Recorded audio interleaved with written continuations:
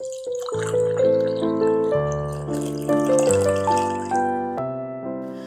welkom by nog 'n koffiekuier. Ons is steeds in Handelinge en ek gaan vandag saam met jou lees uit Handelinge 20. Henry het verlede week uit Handelinge 19 gelees. Handelinge 20 is 'n baie lang, intensiewe hoofstuk, so ons gaan definitief nie die hele hoofstuk doen nie, maar kom ons kyk tot waar kom ons. Nou Handelinge 20 is waar Paulus net klaar is in Efese en dan is hy van hier af op pad dan nou na Jerusalem toe. Nou Handelinge 20 is 'n redelike groot draaipunt in die boek Handelinge en onthou nou Handelinge word geskryf deur Lukas, dieselfde skrywer van die Lukas Evangelie en Lukas skryf van Lukas 9 tot 19 is daar die baie sterk aanduiding Jesus is op pad na Jerusalem toe om gekruisig te word. En ons kry amper dieselfde moment in Handelinge. Van Handelinge 20 af is Paulus op pad na Jerusalem toe. Paulus se sendingreise is amper klaar. Hy gaan wel 'n oomblik in Macedonië draai. Hy gaan geld insamel wat die Macedoniërs bymekaar gemaak het om te vat na die gemeente in Jerusalem. Want op hierdie stadium word die gemeente in Jerusalem ernstig vervolg deur Nero en kry hulle baie swaar. Hulle is uit die sinagoges uitverban. Nero wil hulle nie meer in die stad hê nie en die gemeentes, die kleiner gemeentetjies in Macedonië, vandag se Turkye, maak geld bymekaar om dan na Jerusalem te stuur. Maar kom ons lees van Handelinge 20 af. Nadat die oproer bedaar het Paulus die gelowiges bymekaar geroep en hulle moed ingepraat. Daarna het hulle gegroet en na Macedonië vertrek. Op sy reis deur daardie gebied het hy die gelowiges telkens met sy prediking bemoedig. Hy kom toe in Griekeland aan, waar hy 3 maande gebly het. Toe het hy van die Joodse komplot teen hom te hore gekom en besluit om deur Macedonië terug te gaan. Pyrrhus se seun Sopater en Berea het saam met Paulus gereis en ook Aristarchus, se kinders albei van Thessalonika, Gaius van Derbe en Timotheus asook Tychicus en Trophimus, albei van die provinsie Asië. Hulle het vooruitgegaan en in Troas vir ons gewag. Na die fees van die ongesuurde brood het ons van Filippi af met 'n skip vertrek en 5 dae later by hulle in Troas aangekom. Daar het ons 7 dae gebly.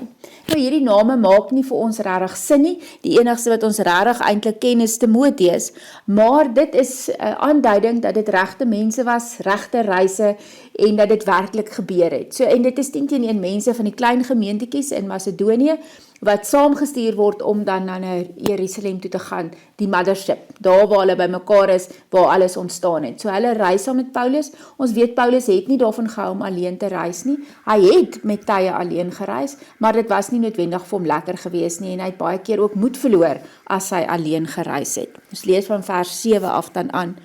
Ons het die Sondag bymekaar gekom vir die gemeenskaplike maaltyd. Paulus het die gelowiges toegespreek en aangesien hy die volgende dag sou vertrek, het hy tot middernag aangehou. So ons sien hierso, hulle kom die Sondag bymekaar. Nou baie mense vra baie keer, ja, wanneer het die Sabbat verander? En hoekom is ons nou op die Sondag hou hulle 'n kerk? Nou die eerste ding is om te verstaan is dat die Sabbat het nooit verander nie. Die Sabbat bly die Sabbat bly die Sabbat. Sabbat is die Saterdag en dit is wanneer die Jode bymekaar gekom het. Daar's baie Christene, baie gelowiges, ernstige gelowiges, wat vandag nog steeds op die Sabbat of die Saterdag bymekaar kom. Nou, baie ouens sal sê, ja, maar die Sondag is Sondag, dis die aanbidding van die Songod, en ons moet dit nie so doen nie, en hoekom het dit verander? Die waarheid is dat dit eintlik maar 'n 7 dag rusperiode is, so elke 7de dag moet jy rus. Saterdag is die aanbidding van Saturnus gewees, so dis maar name wat later bygevoeg is, en dit het nooit verander nie, omdat die Jode in die sinagoge op die Saterdag bymekaar gekom het dit geskuif na die Sondag toe. Die Saterdag was die laaste dag van die week, Sondag die eerste dag van die week.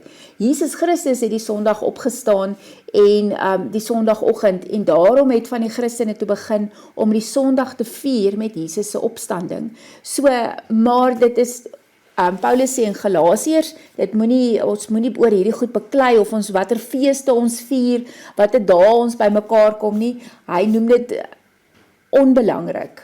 In Kolossense sê dit ook, ons moet nie mekaar hieroor beklei nie, Kolossense 2.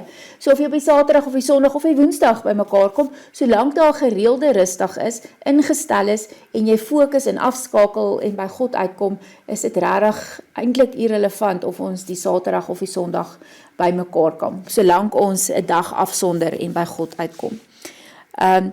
Ons sien dat Paulus tot middernag gepreek het en ons gaan hier in 'n interessante gestukkie in, waar ons kan vandag baie vinnig klaar as die dominee oor 'n uur preek. Toe ek hier gekom het, het hulle vir my gesê, jy mag oor alles preek, solank dit net nie oor 'n uur is nie. So, maar ons sien Paulus het gehou daarvan om te praat, Paulus het baie daarvan gehou om te praat, hy kom daar, hy is besig met hulle, hy is tot middernag toe besig, en dan kry ons hierdie interessante verhaal. Daar was heelwat lampe in die vertrek, waar ons by mekaar was. 'n Jong man met die naam Eutychus het op die vensterbank gesit. Hoe langer Paulus gepraat het, hoe vaker het Eutychus geword. Hy het naderhand vas aan die slaap geraak en uit die 3de verdieping tot op die grond geval. Toe hulle hom optel, was hy dood. Paulus het ondertoe gegaan, hom oor Eutychus uitgestrek en hom teen hom vasgedruk en gesê, moet julle nie ontstel nie, hy lewe. Paulus het weer boontoe gegaan, brood gebreek en geëet. Hy het nog lank met hulle gepraat, tot dagbreek en daarna vertrek. Die mense het toe die seun lewend weggebring huis toe. Hulle was buitengewoon bemoedig deur alles. Nou kyk, ek het ook al mense aan die slaap gepreek, maar ek het nog nie iemand dood gepreek nie. So ek is in goeie geselskap. Paulus preek tot middernag toe. Eutychus is in 'n vertrek, die 3de verdieping, 10 is die plafon laag, dis olielampe.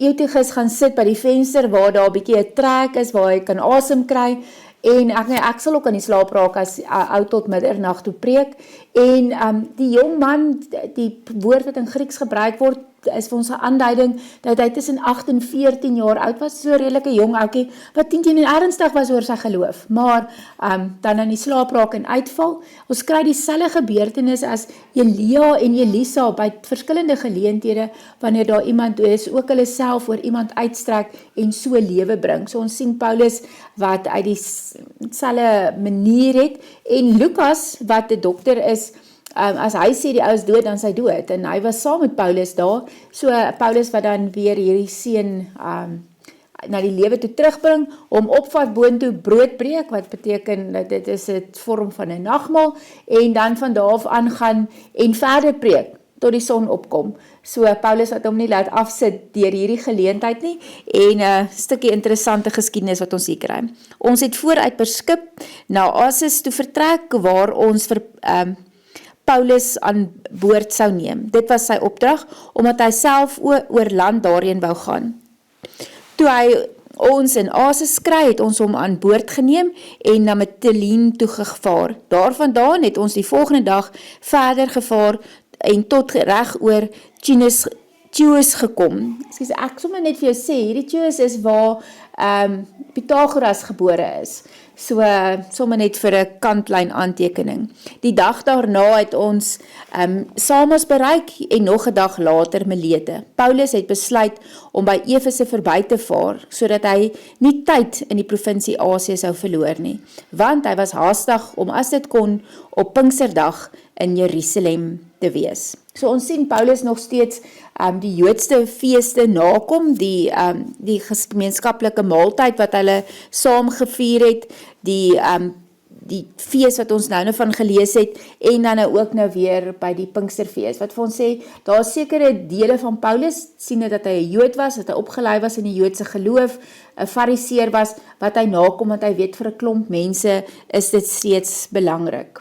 Wat nogal interessant is, as ons hierdie name lees, hierdie plekke lees, dan weet ons dat daar op 'n stadium groot herlewing gekom het met Paulus se besoeke daar, die stigting van gemeentetjies, en laat hierdie mense die gemeentes in Jerusalem kom ondersteun het. As ons vandag in hierdie wêreld reis, in Turkye, dan sien ons dat daar eintlik, ek dink iets soos 0,2% Christene in Turkye oor is, en dat hierdie gedeeltes heeltemal oorgeneem is deur Islam in die geloof daar, en dat daar niks hiervan oor is nie. Wat wel vir ons 'n ligpunt is dat in Efese was hierdie groot tempel van Artemis of Diana, die vrugbaarheidsgodin en haar tempel was een van die wonders van die sewende wêreld, die wonder van die wêreld gewees, een van die 7 wonders van die wêreld.